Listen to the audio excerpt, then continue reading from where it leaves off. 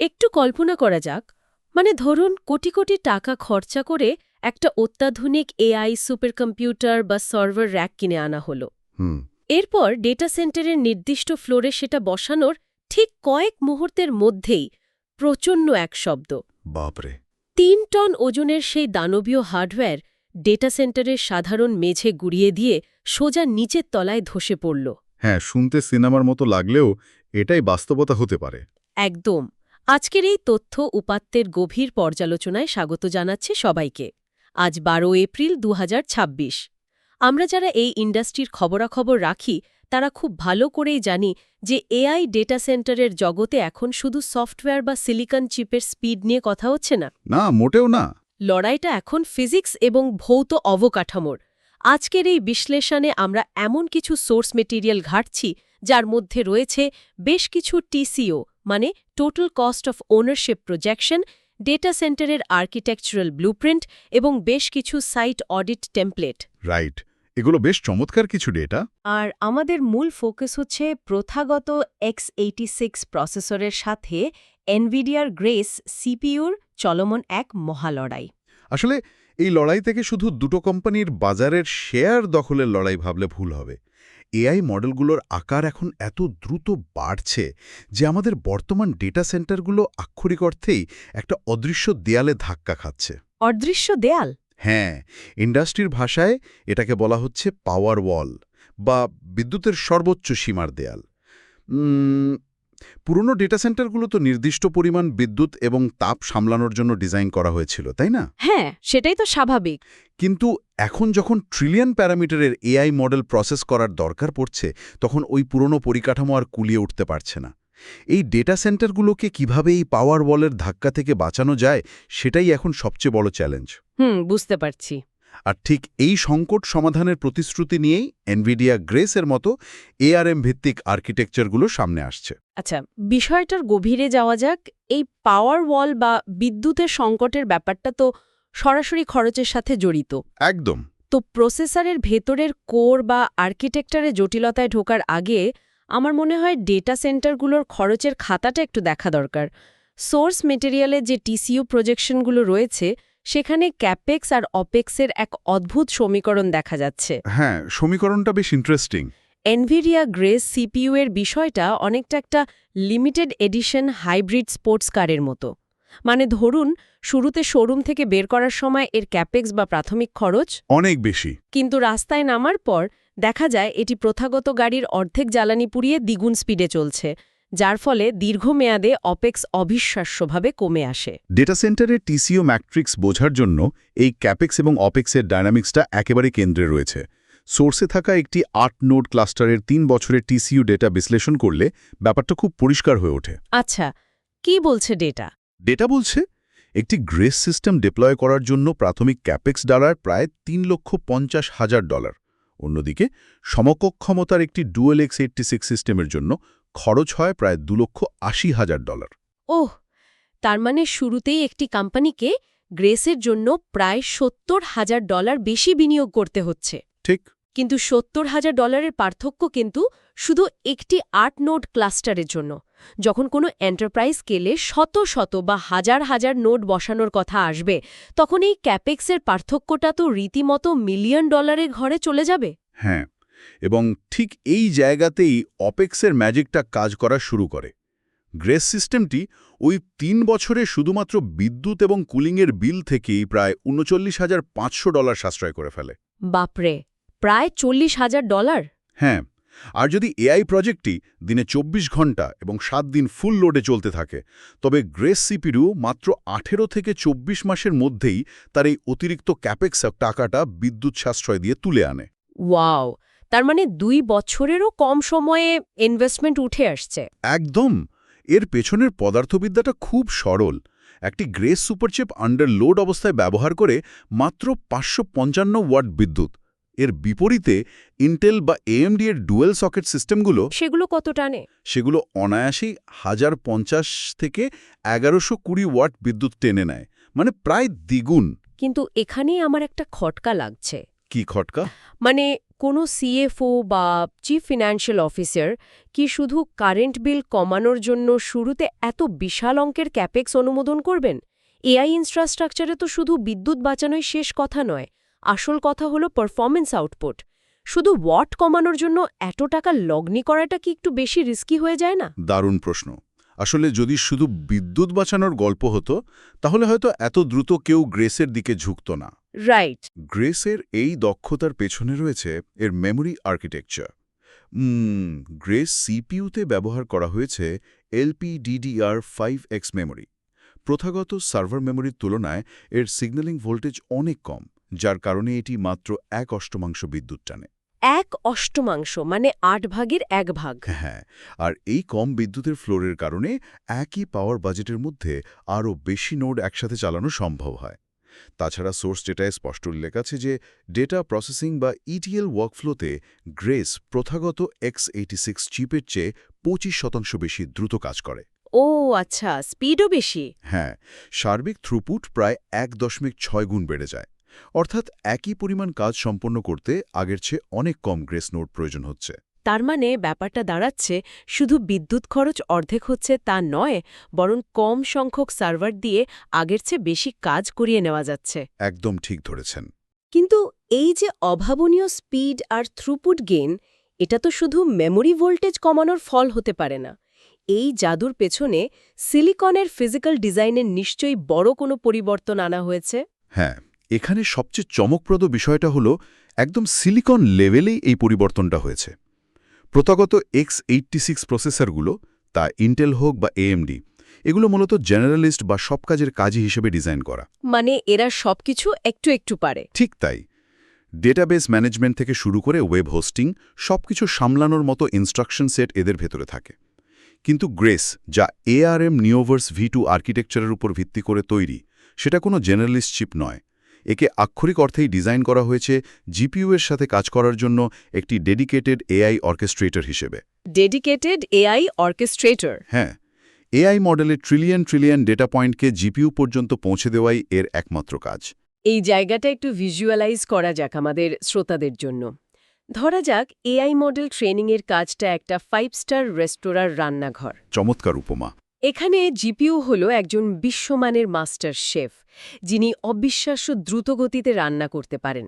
আর CPU হলো সেই waiter বা সাপ্লাই চেইন ম্যানেজার, যে শেফকে কাঁচামাল বা ডেটা এনে দেয়। রাইট। তো প্রথাগত X86 সিস্টেমে এই ওয়েটার খুব ধীর গতির। শেফ 1 সেকেন্ডে রান্না শেষ করে বসে আছেন, কিন্তু ওয়েটার পরে ডেটা বা কাঁচামাল এনে দিতে দেরি করছেন। হ্যাঁ, আর এর ফলে শেফকে অলস বসে থাকতে হচ্ছে, পুরো কিচেনের প্রোডাক্টিভিটি ব্যাহত হচ্ছে। একদম। এই ওয়েটারের ধীর গতিকেই আমরা কম্পিউটার সায়েন্সের ভাষায় বলি বটলনেক। সাধারণ X86 সিস্টেমে সিপিইউ এবং জিপিইউ মাদারবোর্ডের ওপর দিয়ে নিজেদের মধ্যে ডেটা আদান প্রদান করে PCIe Gen 5 এর মাধ্যমে। আচ্ছা। এর সর্বোচ্চ থিওরিটিক্যাল গতি হল সেকেন্ডে 128 গিগাবাইট। সাধারণ কাজের জন্য এটা বিশাল মনে হলেও AI এর ম্যাসিভ ডেটা ফ্লোর সামনে এটা রীতিমতো সরু গলির মতো। বাপরে। অন্যদিকে গ্রেস সিস্টেমে সিপিইউ এবং জিপিইউর মধ্যে ডেটা চলাচলের জন্য কোনো সাধারণ মাদারবোর্ড ট্রেস ব্যবহার করা হয় না। সেখানে থাকে ইনভেলিং C2C, যা সরাসরি চিপ টু চিপ ইন্টারকানেক্ট। এর স্পিড কেমন? এর গতি সেকেন্ডে 900 গিগাবাইট, অর্থাৎ প্রথাগত PCIe লেনের চেয়ে এটি 7 গুণ বেশি প্রশস্ত। সেকেন্ডে 900 গিগাবাইট, তার মানে ডেটা চলাচলের রাস্তাটা 7 গুণ চওড়া করে দেওয়া হয়েছে, যাতে শেফকে আর 1 সেকেন্ডও বসে থাকতে না হয়। ঠিক তাই।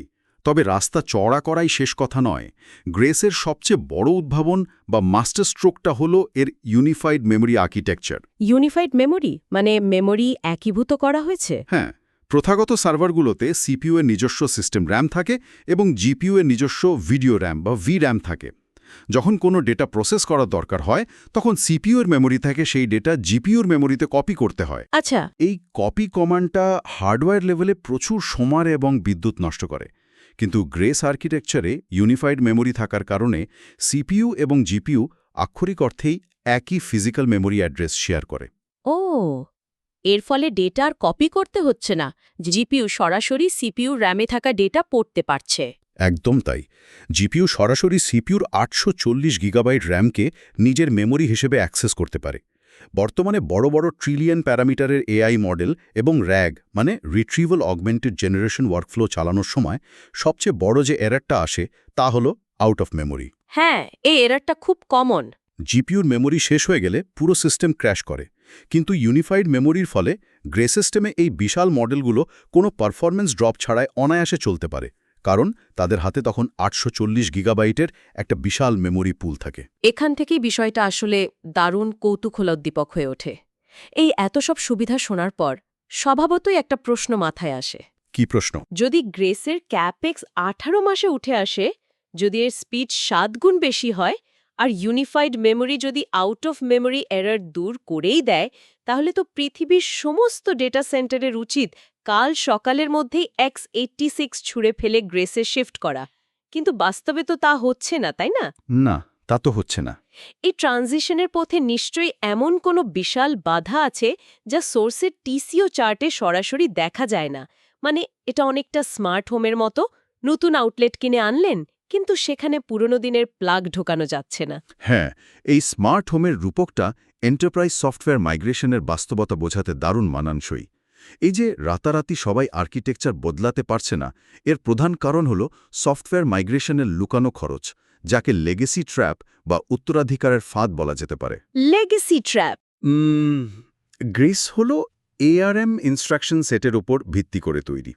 এখন বিশ্বের বড় বড় ব্যাংক, ইন্স্যুরেন্স কোম্পানি বা রিটেল চেনগুলোর দিকে তাকালে দেখা যাবে তাদের দশকের পর দশক ধরে তৈরি করা C++ kernel, legacy ERP system বা স্যাপ টুলগুলো সবই x86 এর জন্য অপটিমাইজড করা। অর্থাৎ এই কোডগুলো সরাসরি ইন্টেল বা এএমডি চিপের ইনস্ট্রাকশন সেটের সাথে কথা বলার জন্য লেখা। হ্যাঁ, এখন এই পুরো সফটওয়্যার ইকোসিস্টেমকে কোনো রকম বাগ বা ক্র্যাশ ছাড়া এআরএম আর্কিটেকচারে রূপান্তর করাটা কোনো সুইচ টেপার মতো সহজ কাজ নয়। সোর্স ডেটার একটা উল্লেখযোগ্য অংশ বলছে এই রিইঞ্জিনিয়ারিং বা পোর্টিংয়ের কাজে ডেভেলপার টিমের 3 থেকে 6 মাস পর্যন্ত নিরবিচ্ছিন্ন সময় লাগতে পারে। বাপরে, 3 থেকে 6 মাস শুধু কোড বদলাতেই লাগবে? একদম। আর একটা এন্টারপ্রাইজ কোম্পানির জন্য তাদের কোর সফটওয়্যার 3 মাস ধরে রিরাইট করানো এবং টেস্টিং করার পেছনে যে হাজার হাজার ঘন্টা আর লাখ লাখ ডলার ব্যয় হয়, তা অনেক সময় গ্রেসের ওই $39,000 বিদ্যুৎ সাশ্রয়ের অঙ্ককে পুরোপুরি ম্লান করে দেয়। তার মানে সিলিকন যতই উন্নত হোক, লিগেসি সফটওয়্যার বা পুরনো কোডের বিশাল পাহাড় ডিঙিয়ে নতুন আর্কিটেকচারে যাওয়াটা অনেকের জন্যই আর্থিকভাবে লাভজনক নয়। আর ঠিক এই জায়গাতেই প্রথাগত x86 অর্থাৎ ইন্টেল ও এএমডি তাদের রাজত্ব টিকিয়ে রাখছে। হ্যাঁ, লিগেসি এন্টারপ্রাইজ সিস্টেমের ক্ষেত্রে x86 এখনও অবিসংবাদিত বিজয়ী। ইন্টেলের সবচেয়ে বড় সেলিং পয়েন্ট হল তাদের zero overhead maximum compatibility. Zero overhead মানে একজন আইটি ম্যানেজার জানেন যে ইন্টেল সার্ভারে যে কোনো সফটওয়্যার কোনো পোর্টিং বা কনভার্সনের ঝামেলা ছাড়াই একদম প্রথম দিন থেকে চলবে। তাছাড়া ইন্টেলের AMX বা অ্যাডভান্স ম্যাট্রিক্স এক্সটেনশনসের মতো টুল আছে যা ডেডিকেটেড জিপিইউ ছাড়াই সিপিইউতেই সরাসরি এআই ইনফারেন্স দ্রুত করতে পারে। আচ্ছা, আর সোর্স মেটেরিয়ালে এএমডির এটেক প্রসেসরের যে কোর কাউন্টের কথা বলা হয়েছে, সেটাও তো বেশ চমকপ্রদ। হ্যাঁ, AMDর ইপিক প্রসেসরে এক ধাক্কায় 128 থেকে 192টি কোর দেওয়া হচ্ছে, যেখানে ম্যাসিভ প্যারালেল প্রসেসিং বা হাইব্রিড ক্লাউড এনভায়রনমেন্ট দরকার। মানে যেখানে একই সার্ভারে হাজার হাজার আলাদা আলাদা ইউজার বা ভার্চুয়াল মেশিন চলছে, সেখানে AMDর এই বিপুল সংখ্যক কোর অল্প কল্পনীয় সুবিধা দেয়। তাহলে ব্যাপারটা দাঁড়াচ্ছে, যদি কোনো প্রতিষ্ঠান সম্পূর্ণ নতুন করে শূন্য থেকে একটি পিওর এআই ফ্যাক্টরি বানাতে চায়, যেখানে শুধু লার্জ ল্যাঙ্গুয়েজ মডেল ট্রেনিং হবে এবং কোনো পুরনো কোডের বাধা নেই, সেখানে এনভিডিয়ার গ্রেস সন্দেহাতীতভাবে সেরা অপশন। রাইট। কিন্তু যদি এমন কোনো হাইব্রিড এন্টারপ্রাইজ সিস্টেম থাকে যেখানে এআই ইনফারেন্সের পাশাপাশি কোম্পানির পুরনো দিনের পেরোল, ইআরপি বা ইনভেন্টরি টুলসগুলো চালাতে হবে, সেখানে x86ই সবচেয়ে নিরাপদ এবং সাশ্রয়ী পথ। একদম। তবে এই সফটওয়্যার বা ইনস্ট্রাকশন সেটের লড়াইটা কিন্তু ডেটা সেন্টারের চ্যালেঞ্জের মাত্র অর্ধেক। বাকি অর্ধেক নিশ্চয়ই ফিজিক্যাল বা ভৌত অবকাঠামো। আমরা যদি একটু কল্পনা করি, ধরুন কোনো কোম্পানি সফটওয়্যার পোর্টিংয়ের চ্যালেঞ্জ পার হলো, ডেভেলপারদের দিয়ে 3 মাস সময় নিয়ে সব সফটওয়্যার এআরএমের জন্য রেডি করে ফেলল। এরপর যখন তারা নতুন গ্রেস হার্ডওয়্যারগুলো ডেলিভারি পেল, তখন তো আসল ফিজিক্সের ধাক্কাটা শুরু হবে। হ্যাঁ, আমরা একেবারে শুরুতেই যে ৩ টন ওজনের র্যাক মেঝে ভেঙে পড়ার কথা বলেছিলাম সেই সাইট অডিট ডেটাগুলো নিয়ে এবার একটু আলোচনা করা দরকার। আমরা যদি বড় পরিসরে এর প্রভাবটা দেখি, সোর্স মেটেরিয়ালের সাইট অডিট টেমপ্লেটগুলো বিশ্লেষণ করলে বোঝা যায় যে ২০২৬ সালের এই সময়ে ডেটা সেন্টার ম্যানেজমেন্ট এখন আর কেবল আইটি নেটওয়ার্কিংয়ের বিষয় নেই। এটি আক্ষরিক অর্থে হেভি ইন্ডাস্ট্রিয়াল ইঞ্জিনিয়ারিং বা ভারী শিল্প প্রকৌশলে পরিণত হয়েছে। হ্যাঁ, বিশেষ করে ওজনের বিষয়টা রীতিমতো আতঙ্কের। ওজনের ডেটাটা খেয়াল করলে দেখবেন একটি সম্পূর্ণ NVL72 র্যাক, যা গ্রেস এবং ব্ল্যাকওয়েল জিপিইউ দিয়ে ঠাসা, তার ওজন প্রায় ৩,০০০ কেজি বা ৬,৬০০ পাউন্ডের কাছাকাছি। বাপরে, ৩ টন! হ্যাঁ, প্রথাগত ডেটা সেন্টারের ফ্লোরগুলো সাধারণত রেইজড বা মূল মেঝে থেকে একটু উঁচুতে তৈরি হয়, যেন নিচ দিয়ে কেবল বা বাতাস যেতে পারে। এই সাধারণ রেইজড ফ্লোর সর্বোচ্চ ১২০০ থেকে ১৫০০ কেজি ভার নিতে পারে। আপনি যদি সেখানে ৩ টন ওজনের র্যাক বসান, মেঝের প্যানেলগুলো স্রেফ ভেঙে পড়বে। সেটাই তো স্বাভাবিক। এই র্যাক বসানোর জন্য এখন ডেটা সেন্টারগুলোকে সাধারণ অ্যালুমিনিয়াম বা কাঠের প্যানেল বাদ দিয়ে স্টিল এবং সিমেন্ট দিয়ে রিইনফোর্স করা বিশেষ ক্যালসিয়াম সালফেটের ফ্লোর বসাতে হচ্ছে, যা প্রতি বর্গমিটারে ৩,০০০ কেজির বেশি ভার সইতে সক্ষম। শুধু ওজন সামলালেই তো হবে না, এই দানবীয় র্যাকগুলোকে বিদ্যুৎ সরবরাহ করার চ্যালেঞ্জটাও তো আকাশছোঁয়া। ডেটা বলছে একটা সাধারণ X86 র্যাক যেখানে ৫ থেকে ১০ কিলোওয়াট বিদ্যুৎ টানে, সেখানেই নতুন গ্রেস ভিত্তিক এআই র্যাকগুলো একাই ১২০ থেকে ১৪০ কিলোওয়াট বিদ্যুৎ টেনে নিচ্ছে। হ্যাঁ, একাই। এটা তো একটা গোটা অ্যাপার্টমেন্ট বিল্ডিংয়ের সমান বিদ্যুৎ, শুধু একটা আলমারির সমান র্যাকের জন্য। এবং এই বিপুল পরিমাণ বিদ্যুৎ সাধারণ কেবল বা কানেকশন দিয়ে সরবরাহ করা ফিজিক্যালি অসম্ভব। সাধারণ ডেটা সেন্টারে র্যাক লেভেলে সিঙ্গল ফেজ পাওয়ার এবং ৩০ অ্যাম্পিয়ারের পিডিইউ মানে পাওয়ার ডিস্ট্রিবিউশন ইউনিট ব্যবহার করা হয়। ১৪০ কিলোওয়াটের লোড দিলে এই তার এবং পিডিইউ সাথে সাথে গলে যাবে। ওরে বাবা! এই নতুন আর্কিটেকচারের জন্য সরাসরি র্যাক লেভেলে ৪১৫ ভোল্ট বা ৮৮০ ভোল্টের 3 ফেজ পাওয়ার সংযোগ নিয়ে আসতে হচ্ছে। আর প্রতিটি র্যাকের জন্য ৮০ অ্যাম্পিয়ারের 3 ফেজ পিডিইউ দরকার হচ্ছে, তাও একটা নয়, ব্যাকআপ সহ ৪ থেকে ৬টি। বিদ্যুৎ যেখানে এত বেশি, সেখানে তাপমাত্রার কি অবস্থা হবে সেটা সহজেই অনুমান করা যায়। একটা র্যাক থেকে ১৪০ কিলোওয়াট তাপ বেরোচ্ছে, এটা তো একটা ছোটখাটো চুল্লির সমান। ঠিক বলেছেন। আর এখানেই কুলিং বা শীতলীকরণ প্রযুক্তিতে একটা বিশাল শিফট দেখা যাচ্ছে। এত বছর ধরে ডেটা সেন্টারগুলো চিলার এবং বিশাল ফ্যান দিয়ে বাতাসের প্রবাহের মাধ্যমে হার্ডওয়্যার ঠান্ডা রাখত। কিন্তু ১৪০ কিলোওয়াটে তাপ বাতাসের ফ্যান দিয়ে কমানো আর কোনোভাবেই সম্ভব নয়। তাহলে এখন উপায়? এয়ার কুলিংয়ের যুগ এআই ফ্যাক্টরিগুলোতে শেষ। এখন ডাইরেক্ট লিকুইড কুলিং বা ডিএলসি পদ্ধতির ব্যবহার বাধ্যতামূলক হয়ে গেছে। ডাইরেক্ট লিকুইড কুলিং মানে তো সার্ভারের মাদারবোর্ড এবং চিপের একেবারে গা ঘেঁষে পাইপ দিয়ে তরল প্রবাহিত করা, তাই না? ঠিক তাই।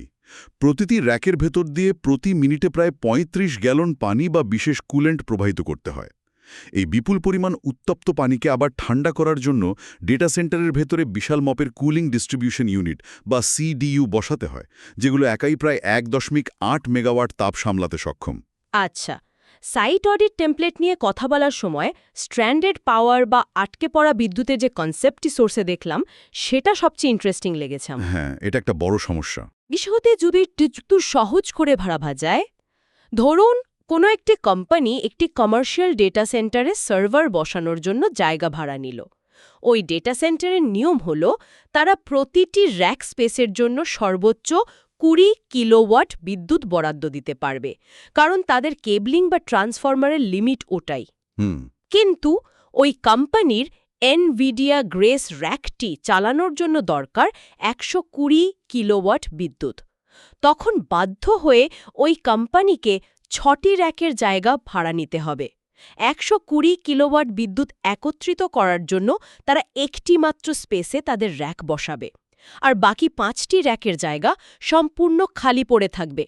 অথচ ওই ৫টি খালি জায়গার ভাড়াও তাদের প্রতি মাসে গুনতে হচ্ছে।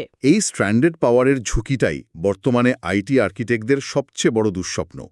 যদি ফিজিক্যাল স্পেস বা জায়গার চেয়ে বিদ্যুতের অ্যাম্পেয়ার বা ক্যাপাসিটি দিয়ে ক্লাউড ডিপ্লয়মেন্ট আটকে যায়, তবে টিসিও বা মোট খরচের যত সুন্দর হিসাবই করা হোক না কেন, তা মাঠে মারা যাবে। কারণ আপনি এমন জায়গার ভাড়া দিচ্ছেন যা আপনি ব্যবহারই করতে পারছেন না। একদম। এই স্ট্র্যান্ডেড পাওয়ারের অপচয় এড়াতেই এখন বড় বড় কোম্পানিগুলো মিলিয়ন মিলিয়ন ডলার খরচ করে নতুন হোয়াইট স্পেস বা নতুন ফ্লোর তৈরি না করে বরং লিকুইড কুলিং এবং পাওয়ার আপগ্রেডের মাধ্যমে পুরনো ডেটা সেন্টারগুলোকেই রি-ইঞ্জিনিয়ারিং করছে, যাতে অল্প জায়গায় হাই ডেন্সিটি সার্ভার বসানো যায়। তাহলে এসব কিছুর মানে কি দাঁড়ালো? এ পুরো বিশ্লেষণটা যদি একসাথে মেলাই, তাহলে হার্ডওয়্যার, সফটওয়্যার, খরচ আর ভৌত অবকাঠামোর একটা দারুণ জটিল চিত্র ফুটে ওঠে। আজকের দিনে এআই ইনফ্রাস্ট্রাকচার তৈরি করাটা মূলত একটি জটিল ত্রিভুজ মেলানোর মতো। একদিকে রয়েছে চিপের স্পিড এবং আর্কিটেকচার, অন্যদিকে সফটওয়্যার টিমের মাইগ্রেশন সক্ষমতা এবং তৃতীয় দিকে রয়েছে ডেটা সেন্টারের কনক্রিটের মেঝের মজবুতি ও পাওয়ার গ্রিডের সক্ষমতা। চমৎকার। যদি বিশাল স্কেলের ডেটা প্রসেসিং করতে হয় এবং সফটওয়্যার পোর্টিংয়ের বাধা না থাকে, তবে গ্রেস অভাবনীয় স্পিড আর দীর্ঘমেয়াদী বিদ্যুৎ সাশ্রয় দেবে। কিন্তু লিগেসি সিস্টেম যদি আটকে রাখে আর ফিজিক্যাল ফেসিলিটি যদি ৩ টনের ওজন বা ১৪০ কিলোওয়াটের ধাক্কা সামলাতে না পারে, তবে x86 নির্ভরযোগ্য উপায় হিসেবে টিকে থাকবে। সত্যি, স্পিড, সফটওয়্যার আর ফিজিক্সের এই ত্রিভুজটা আগামী কয়েক বছর পুরো প্রযুক্তি বিশ্বকে শাসন করবে। যারা আমাদের সাথে এতক্ষণ এই পর্যালোচনায় যুক্ত ছিলেন, আজ বিদায় নেওয়ার আগে একটা ভিন্ন আঙ্গিকের ভাবনার খোরাক রেখে যেতে চাই। হ্যাঁ, অবশ্যই। আমরা প্রতিনিয়ত এআই মডেলের ট্রিলিয়ন ট্রিলিয়ন প্যারামিটার, নতুন অ্যালগরিদম আর সিলিকন চিপের জাদুকরী ক্ষমতা নিয়ে মেতে থাকি। কিন্তু আমাদের আজকের এই ডেটা সেন্টারের ফিজিক্স থেকে একটা বিষয় খুব পরিষ্কার।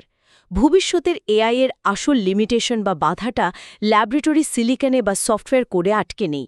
এটি ক্রমশ পরিণত হচ্ছে ইঞ্জিনিয়ারিংয়ের এক বিশাল হার্ডল বা বাধায়। একদম সত্যি। এআই এখন আর শুধু ভার্চুয়াল জগতের কোনো সত্তা নয়, সে বাস্তবের রিয়েল এস্টেট, পাওয়ার গ্রিড এবং বিপুল পরিমাণ কুলিং ওয়াটারের ওপর সরাসরি প্রভাব ফেলছে। একটু ভেবে দেখুন তো, অ্যালগরিদম হয়তো অসীম সম্ভাবনাময়, কিন্তু আমাদের এই পৃথিবীর ভৌত সম্পদ, বিদ্যুৎ গ্রিডের তারের সক্ষমতা, কংক্রিটের ভার বহন করার ক্ষমতা বা কুলিংয়ের জন্য প্রয়োজনীয় পানি, এগুলো তো আর অসীম নয়। একদমই না। কি হবে সেই দিন, যেদিন আমাদের অ্যালগরিদমিক বুদ্ধিমত্তার দৌড় থেমে যাবে খোদ পৃথিবীর এই ফিজিক্যাল বা ভৌত সীমাবদ্ধতার কাছে? সফটওয়্যার হয়তো আরও স্মার্ট হতে চাইবে, কিন্তু হার্ডওয়্যার এবং ফেসিলিটি হয়তো বলে উঠবে আর সম্ভব নয়। এই ইঞ্জিনিয়ারিং বটলনেক বা ফিজিক্যাল সীমানার সমাধান আমরা কিভাবে করব ভাবুন তো। দারুণ একটা পয়েন্ট। আজকের মতো আমাদের এই তথ্য উপাত্তের গভীর পর্যালোচনা এখানেই শেষ করছি। নতুন কোনো বিষয় আর ডেটার বিশ্লেষণ নিয়ে আবারও কথা হবে।